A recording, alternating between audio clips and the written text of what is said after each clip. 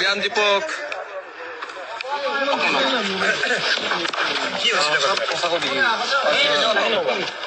যোনটো শনি মন্দিৰৰ ওচৰত যোনটো নাকাটো মাৰি আছিলে পুলিচে তো মানে তাতে মোক ৰখাইছিলে এনে নৰ্মেলি মানে তাতে আমাক নৰ্মেলি ডেলিভাৰী এজেণ্টবিলাকক যাবই দিয়ে বাহিৰত মানে সেইফালে পাৰ হৈ যাব দিয়ে তো ময়ো তেনেকৈ ভাবিছিলোঁ নৰ্মেলি তেনেকৈ কৈছে বুলি কিন্তু এটা চিৰিয়াছ ইছ্যু চলি আছে অলৰেডি ৰাইজিং ডে আহি আছে বুলি কৈছে আলফাৰ সেইকাৰণে তো সেইটো কাৰণে মানে অকণমান তাতে নাকাটো অলপ বেছিকৈ লগাইছিলে এবং মাতিলে মই মানে ভালকৈ গুৰুত্ব নিদিলোঁ প্ৰথমবাৰ তো নেক্সট টাইম তেনেকৈ মানে আহি হয় অকণমান প্ৰহাৰটো মোৰ ওপৰত বেছিকৈ কৰিলে প্ৰথমবাৰ কিন্তু মানে পিছত গৈ ভালকৈ বুজি পাইছোঁ যে কেছটো অলপমান বেলেগ আৰু যে অলৰেডি ৰাইজিং ডেৰ কাৰণে কিবা বেলেগ চিটুৱেশ্যনতে আছে পুলিচে মানে সেয়াই আৰু আপুনি পলাবলৈ চেষ্টা কৰিছিল নেকি পলাবলৈতো মই চেষ্টা কৰা মানে পলাবলৈ কি আৰু এনেই আমাৰ নো এণ্ট্ৰি থাকিলে আমি গুচি যাওঁ ন সেনেকৈ আৰু নৰ্মেলি আমি ওলাই গৈছিলোঁ আৰু সেইটোৱে আপোনাক আৰক্ষী থানাৰ ভিতৰত যিহেতু ইতিমধ্যে ইমান সময় ৰখা হ'ল আৰক্ষী বিষয়াগৰাকীয়ে বা আৰক্ষীৰ বিষয়াসকলে কিবা ভয় ভাবুকি দিছে নেকি নাই বৰ্তমান তেনেধৰণৰতো একো নাই বৰ্তমান মই তেনেকৈ একো ভবা নাই কৰিম বুলি আপোনাক কৈছে নেকি গোচৰ ৰুজু কৰাৰ কথা তেনেকুৱা ধৰণৰ কিবা কৈছে নেকি অলৰেডি মই গম পোৱা মতেতো একশ্যনটো লোৱা গৈছে তেওঁৰ ওপৰত মই গম পোৱা মতে যিহেতু তেওঁক ছাছপেণ্ড কৰা গৈছে বুলি শুনা পাইছোঁ বাকী মোৰ তেনেকুৱা একো তেওঁৰ ওপৰত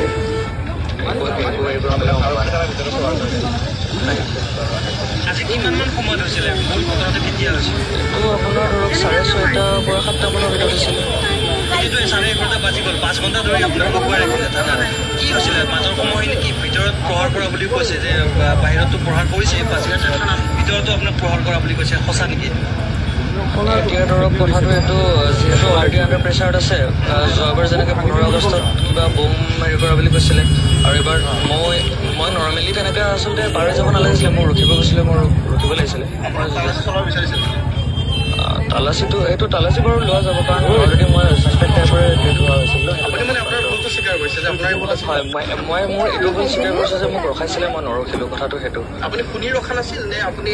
শুনাৰ পিছতো আচলতে আপুনি গুচি গৈছিল প্ৰথমবাৰ মই শুনিছিলোঁ কিন্তু মই ভাবিছিলোঁ যে নৰ্মেলি কিবা কৈছোঁ কাৰণ নৰ্মেলি তেনেকৈ আমাক কয়ে মানে তাৰপিছতো হ'লেও একো নাই যা ডেলিভাৰী ইয়াতে নহ'লে একপাক ঘূৰি আহিব লগা হয় আমাৰ মানে তেনেকুৱা তো আমাক বেছিকেলি আমাক নাই সেইটো বিচাৰ হয় আমাক মোৰ থানাৰ ভিতৰত একো কোনো একো প্ৰহাৰ কৰা নাই যিটো হৈছে চব বাহিৰতে হৈছে আৰু অলৰেডি আপোনালোকে ভিডিঅ'টো দেখিছে ভিডিঅ'টো যি দেখা গৈছে আপোনাৰ ওপৰত আক্ৰমণ কৰিছিলে আপুনি আৰু কি আৰক্ষী বিষয়াজনৰ বিৰুদ্ধে গোচৰ ৰুজু কৰাৰ কথা চিন্তা হৈছে নাই বৰ্তমান তেনেকুৱা কোনো চিন্তা কৰা নাই আপুনি পঢ়ি আছে কটন বিশ্ববিদ্যালয়ত মই হয় মোৰ টাইমটো বৰ্তমান কমপ্লিট হৈছে বাট মোৰ এক্সাম আছে দুটামান দিবলৈ তেনেকুৱা মোৰ তেজপুৰ কিমান দিনৰ পৰা পঢ়ি আছে মোৰ বেছি সময় হোৱা নাই আপোনাৰ ধৰক 1.5 মাহ মানে 1.5 মাহমান ধৰি কৰি আছোঁ এতিয়া কিবা শাৰীৰিক অসুস্থতা কিবা প্ৰহাৰ কৰা আমি দেখা পাইছোঁ যিহেতু প্ৰচণ্ড চৰ ফুটাইছে আপোনাৰ ডিঙিত টেটু চেপি ধৰিছে গতিকে কিবা আপোনাৰ কিবা এতিয়া কিবা ইঞ্জুৰি মেডিকেল যিহেতু কৰা হ'ল আপোনাৰ কিন্তু মানে বেলেগ একো নাই এইটো নৰ্মেল এইটো অন দ্য স্পট যেতিয়া হৈছিলে তেতিয়া মানে অকণমান ইয়াতে ধৰক চুৱেলিং হৈছিলে এতিয়া ধৰক অলপ ঠিক হৈছে সেইটোৱে আৰু ঘৰত আপোনাৰ কোন কোন আছে এতিয়া ঘৰত মোৰ মা আছে আৰু ভণ্টি আপুনি কৰি থকা দিনৰ পৰাই আপুনি কাম কৰি থকা বুলি কৈছে আপুনি কটন বিশ্ববিদ্যালয়ত কাম কৰি থকাৰ লগতে সমান্তৰালভাৱে আপুনি অৰ্জনৰ পথ বাছি লৈছিলে ডেলিভাৰী বয় হিচাপে আপুনি কাম কৰি আছিলে কৰি থকা দিনতে আপুনি কৰি আছে কৰি থকা দিনৰ পৰাই আচলতে এইটো ভবা নাছিলোঁ কিন্তু মানে ধৰক মই মোৰ পৰিস্থিতিয়ে কৈছে আৰু মই কৰিছোঁ তেনেকুৱা ধৰক আৰক্ষীৰ ফালৰ পৰা আপোনাৰ ওপৰত যিটো এই ঘটনা সংঘটিত হ'ল অন্যায় বুলি ভাবিব বুলি নকওঁ প্ৰথম অৱস্থাত যদি মই নিজৰ ক্ষেত্ৰত কওঁ তেন মই ভাবিছিলোঁ কিন্তু পিছত যেতিয়া মই গোটেই কথাটো গম পালোঁ যে ধৰক অলৰেডি আণ্ডাৰ প্ৰেছাৰত আছে চব আৰু ৰাইজিং ডে আহি আছে বুলি মই যিহেতু কৈছোঁ তো আৰু লগতে তেওঁৰ ওপৰত মই একো পাৰ্চনেল তেনেকৈ একো হেৰি নাই কিন্তু হয় সেইটো মমেণ্টত হৈ গ'ল মোৰ মতে কিন্তু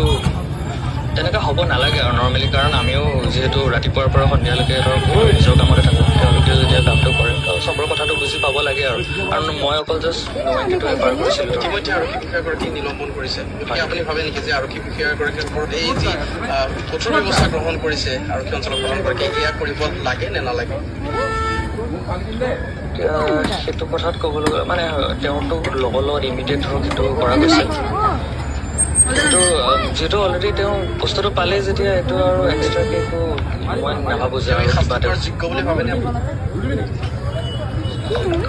তেওঁ যিটো কাম কৰিছে সেইটো কাৰণেতো তেওঁ বাৰু অলপ হ'লেও সেইটো হৈছে বাৰু, সেইটো তেওঁ হৈছে বাৰু, যিটো অলৰেডি হৈ গ'ল। কিন্তু আৰু মই তেনেকুৱা ভবা নাই যে তেওঁ আৰু যে কিবা আৰু ষ্টেজ কৰিব লাগে। বাহিৰত 5 বজাত যেতিয়া আপোনাক প্ৰহাৰ কৰিছিল, তেতিয়া দেখা পাইছো বৰমা কৰ্মী হৈছিল, তেওঁ আকৌ ধমকিও দিছিল আপোনাক। থানা ভিতৰত যেতিয়া আহিছে আপোনালোক দুটা লগ লাগিছে, দুটা মুখামুখিও হৈছিলে, ভিতৰতো কিবা তেনেকুৱা দাবী ধমকি কিবা কৰিছিল? ভিতৰত দাবী ধমকি এতিয়া ধৰক মই ঘপকে কিবা এটা কেছ হৈছে ধৰক নৰ্মেল ইণ্টাৰগেশ্যন আৰু যে কি হৈছিল, কিয় পাৰ হ'লো, তেনেকুৱা ধৰক কথা আৰু কোৱাৰ পিছতো কিয় নুশুনিলো ধৰক, বা নহ'লে আৰু তাৰপিছত যে এনেকুৱা থানাত থকা সময়ছোৱাতে যেতিয়া থানাত আছিল সেই সময়ছোৱাতে তেওঁক ছাছপেণ্ড কৰা হ'ল। তেওঁ সেই সময়ত আকৌ তেওঁৰ কিবা প্ৰতিক্ৰিয়া আছিল নেকি আপোনাৰ প্ৰতি? আপুনি থাকোঁতে আপোনাক মাতবোল কৰা নাই, তাৰ যেতিয়া মানে ধৰক সেইটো নিউজটো আহিছে ধৰক ময়ো গম পাইছোঁ, তেওঁ গম পাইছে, চেম সময়তে গম পাইছোঁ। তাৰপিছত তেওঁ ধৰক একো তেনেকুৱা প্ৰেছাৰাইজ বা নহ'লে মোৰ একো হেৰি কৰা নাই, নৰ্মেল প্ৰচিডিউৰ ধৰক ঘপকে তেওঁলোকে এতিয়া কিবা হ'ল বুলি এৰি দিব নোৱাৰে, বা নহ'লে কিবা কি হৈছেতো এটলিষ্ট সেইটো বস্তুটো ওলাব লাগিব। আৰক্ষীক এটা ফ্ৰেণ্ডশ্বিপ ব্যৱহাৰ কৰিবলৈ দিয়া হয় পাব্লিকৰ লগত, কিন্তু এই শব্দটো বাৰু আগবঢ়াব পাৰিব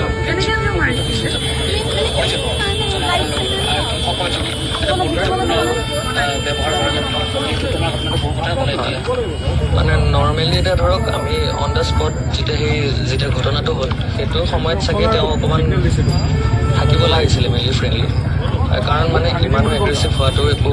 হেৰি নকৰে।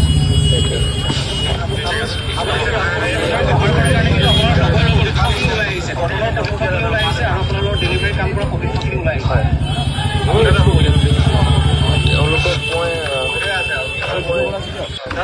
ধন্যবাদে জনাইছোঁ, কাৰণ মানে ধন্যবাদ জনাইছোঁ তেওঁলোকক সকলোকে যোনখিনি মোৰ লগত বৰ্তমান এতিয়ালৈকে খাৰা হৈ আছিলে আৰু এতিয়াও আছে ধৰক, সিহঁতৰ কাৰণে অশেষ ধন্যবাদ, কাৰণ ভবা নাছিলোঁ ধৰক তথাপিও আহিছে ধৰক।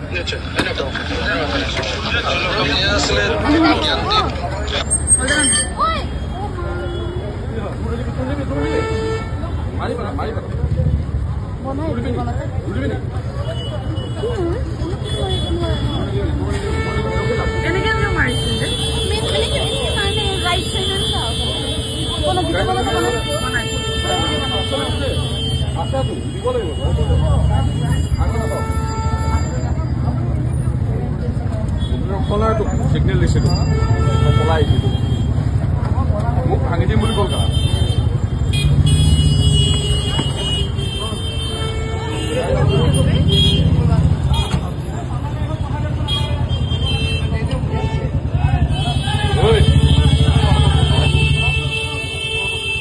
ভিডিঅ' বনাইছে কিয়?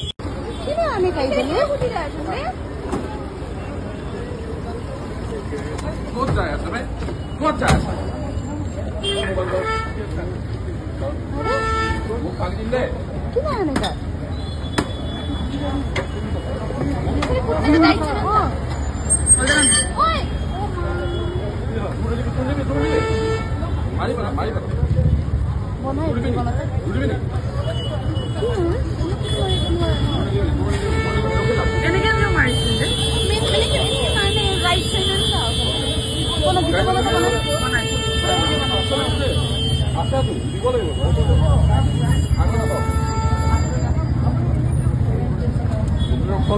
চিগনেল দিছিলোঁ, মই পলাই আহিছিলোঁ, মোক ভাঙি দিম বুলি ক'ল কা